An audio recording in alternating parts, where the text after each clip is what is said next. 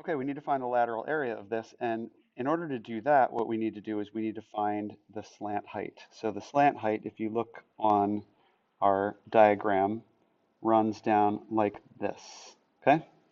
And so there's a length that runs from the center to the edge like this, and there's this height right there. So if we were to then recreate that right triangle over here and drop in the values and then discuss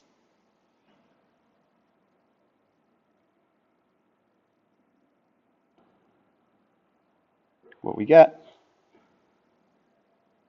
let's see, we've got as a height, they tell us that it's 38 yards. And this side right here is 42. So from the center, it doesn't appear that it's going to the center, but it will be if it's a 90-degree angle right there, right? Then that's half of that, which is 21. And we're trying to find out what's the slant height because we're going to need that to find the lateral area. So we can then say x is equal to the square root of 38 squared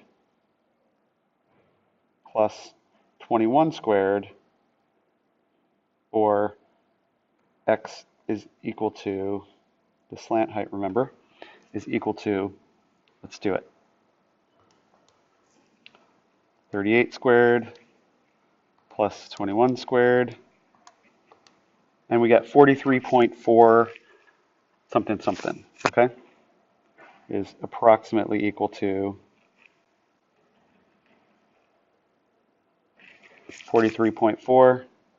I'm going to keep that exact value in my calculator, what I got there, because how do we find the lateral area?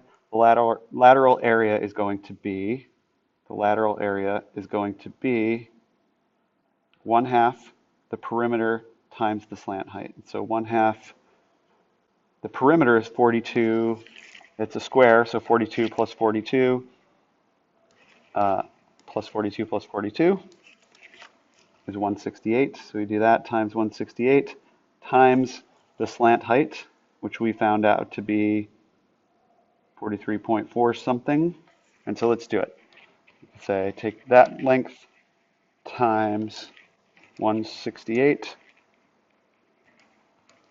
times 1/2, and we get 3646.999, or 3647.